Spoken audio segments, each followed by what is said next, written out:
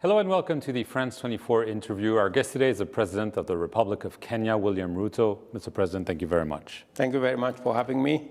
You just attended this summit for a new global financing pact here in Paris. Let's get straight to the point. The objective is to fight both climate change and poverty. Can this be done with the International Monetary Fund and the World Bank as we know them, or should we get rid of those? As we know them, we will have difficulty.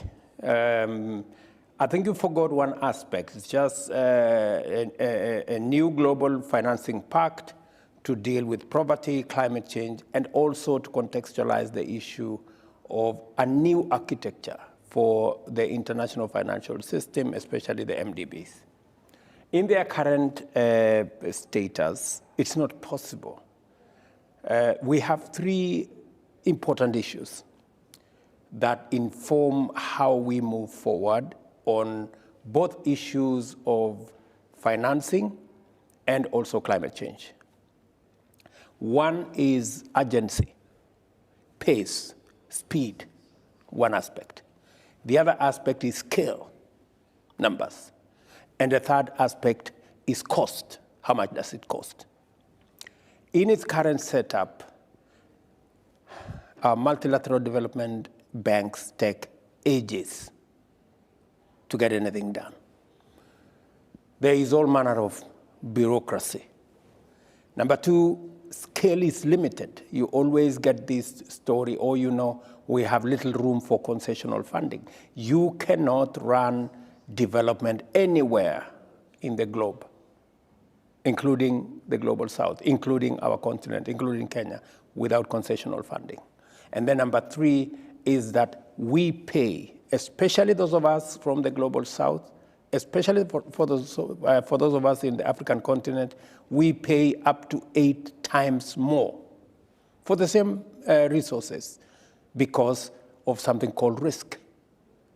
And the Secretary General of the UN was speaking to it yesterday, that why would one set of countries pay more than others? That system that others pay 8 times more than others is broken. It is rigged. It is unfair.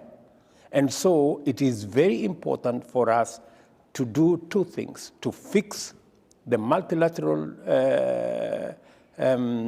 financial architecture, and number two, to be clear about climate financing so that we can deal with the challenge of poverty and we can deal with the existential threat that climate change poses to humanity. I want to get to the situation at home. Your rival at the last presidential election, Raila Odinga, has led protests across the country. There was a pause in April. He said, okay, we should try a dialogue. Now he's saying we're about to resume those protests in the coming days. So are you fearing that there could be unrest, violence, and do you think he really wants to dialogue or he wants to push you out of power? He has no way of pushing. Kenya is a constitutional democracy. Yes. The people of Kenya have matured. They know what it is that makes the power of the people. The people decide. And when the people decide, it's final. So the chance of pushing anybody out of power does not arise.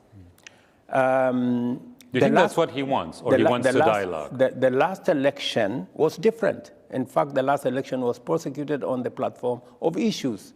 In fact, although the election was closely contested, the people of Kenya agreed with the outcome because they participated in it. And our Electoral Commission did a fantastic job. In fact, it is world acclaimed. Many of the international observers, many of the local observers, in fact, all observers gave our electoral body thumbs up because they did a wonderful job, an incredibly wonderful job. So the outcome of the election is settled.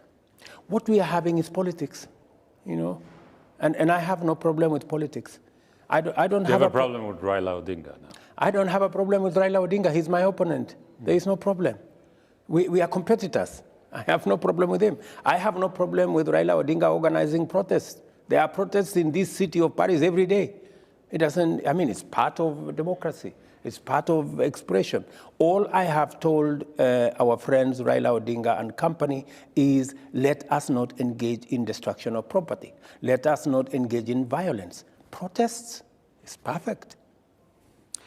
Sudan, the situation is getting worse. The US-Saudi ceasefire is breaking down. Violence resumed in Khartoum, in Darfur, in South Kordofan.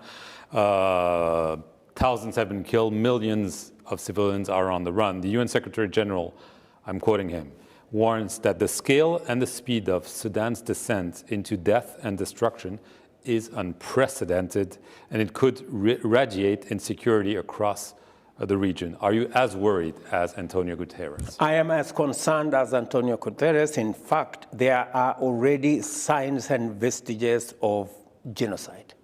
Genocide. I mean, there is, what is going on in Sudan is unacceptable because military power is being used by both parties to destroy the country and to kill civilians. It is completely unacceptable. And the war is senseless. The war is not legitimate in any way because where Sudan is before it was disrupted by this war, the people of Sudan themselves have decided to take charge of their own country.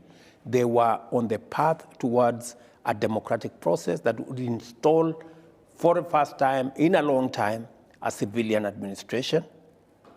But it was disrupted by this war. So what is going on in Sudan is unacceptable, and that is why, as the leadership of the region, IGAD, we had a meeting 2 weeks ago. We agreed on a mechanism of how to deal with Sudan because, first and foremost, it is our responsibility as regional leaders, as countries that border Sudan, and as countries where Sudan is a member of the IGAD. We have also agreed on both how to engage the military and how to develop a process that brings on board civilians and the trajectory of the people of Sudan making a decision about their own country. Yes, today I had a meeting with President Abiy, the chair of AU, to agree on the next steps.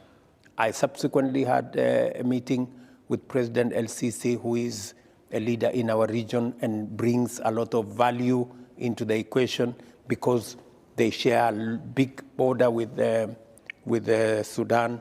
There are 5 million Sudanese in Egypt.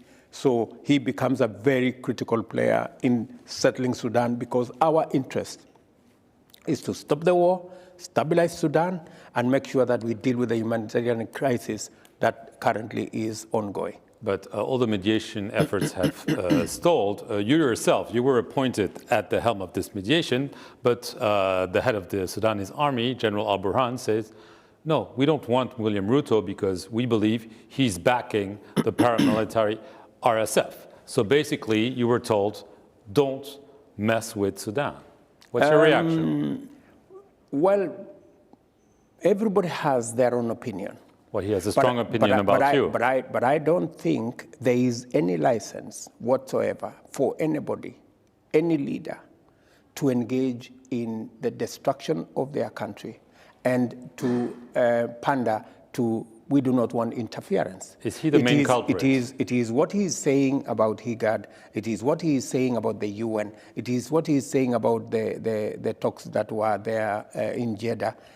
That is unacceptable. But that is his opinion. Is he the main culprit of what's going on, Mr. President? The main accusation against Kenya is that we have Hemeti in one of our hospitals in Nairobi, which is not true. It's a whole false narrative. But that aside, we are much more concerned about the millions of people in Sudan who today are dead, or the children and women who have no access to food. In fact, people are dying, children are dying because they have no food. And that is why the Secretary General called for a pledging session on Monday, and Kenya is among the countries that pledged and is giving money for humanitarian support for the people of Sudan because we believe in a solution. Can you answer my question? Is General Al-Burhan the male culprit in your eyes of the genocide you're describing? It is not for me to apportion blame at the moment. We want to resolve the issue. And that issue will not be resolved until we get General Al-Burhan, General Emeti, and the political leaders, the civil society, women groups, youth groups, onto the table so that we can sort out this problem. You still hope it's feasible? It is feasible. DRC, quickly. Obviously, in the east of the DRC, the East African community sent a military force several months ago. However, President Tshisekedi of the DRC has been critical of the force, saying, they're not really going after the armed groups, especially the M23 group, and the Kenyan general who was leading the force resigned, and we don't really understand what's it. And by the way, we don't really want this force anymore. We'd rather have a force from SADC. So this means this military venture is a failure, and you're going to pull your troops out, if I follow the logic. We will not walk away from the people of DRC. The problem in DRC is our problem. The people of DRC deserve better than they have. They deserve a much more peaceful environment. They've been at it for 20, 30 years. We cannot continue to turn a blind eye to what's going on in DRC. And that is why the region made a decision, and we are spending our own resources. But you're not welcome anymore, Mr. President. The President said we don't want... Welcome or no welcome, it is our region. And for your information, when we were the first, Kenya was the first in the theater in November last year. I remember that. When we went to DRC in November last year, the M23 was 7 kilometers to Goma. I can tell you today, there has been cessation of hostilities the last 3 months. The M23 are nowhere near Goma anymore. In fact, the M23 have been pushed, and they have actually acceded to the program that was set up.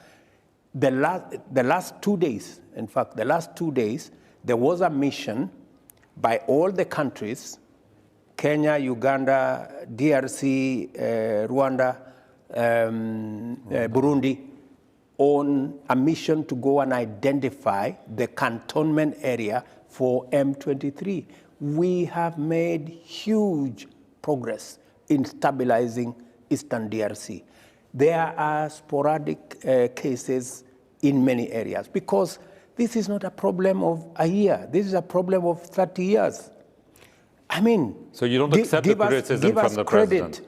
The last 6 months, we have managed to do what was not done in 30 years. We have stabilized the place. There is a real chance today that the M23 will be cantoned. In fact, the last summit we had in Burundi, DRC government itself said, yes, where we had identified as the cantonment area for M23 is not livable, because there's no water, there's no road, there's nothing, it's a bush. So we said, okay, let's agree on a different place. And that is the place that the mission was being sent to look at 2 days ago. So there is general acceptance that a lot of progress has been made.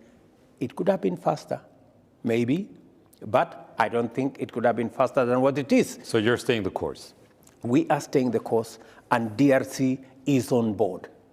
Aside from all the discussions in the media, DRC are on course because they can see this is the only realistic chance for us to sort out the challenges of DRC. Last issue, Somalia. On May 15th, it was announced that you would reopen the border after more than a decade being closed. There is an all-out crackdown against al-Shabaab by the new Somalian president, but some are saying, as a result, we're seeing al-Shabaab go towards Kenya and strike Kenya. According to the latest count, at least 22 security officers were killed in the Lamu and Garissa counties just in the last 2 weeks.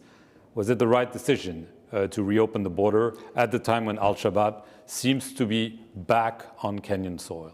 It was, it still is the right decision, because the challenge of Al-Shabaab, we have to confront it.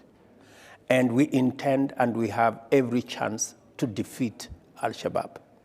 What Al-Shabaab is trying to do is, because there is the drawdown of troops that's supposed to happen from this month of July, they're trying to reposition themselves to create the impression that they will take over the region.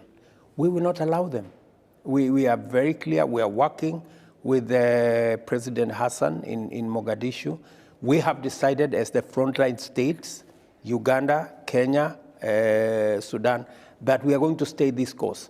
And if necessary, and we think it is necessary, we are going to stay beyond the drawdown timetable so that we don't lose what we have achieved merely because we have walked away from a situation and allowed Al-Shabaab back into the equation or into the theater.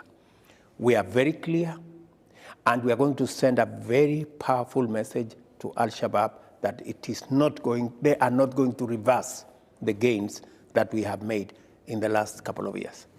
William Ruto, I want to thank you very much for responding to all our questions. And thank you all for watching this interview here on France 24. Stay tuned for more news.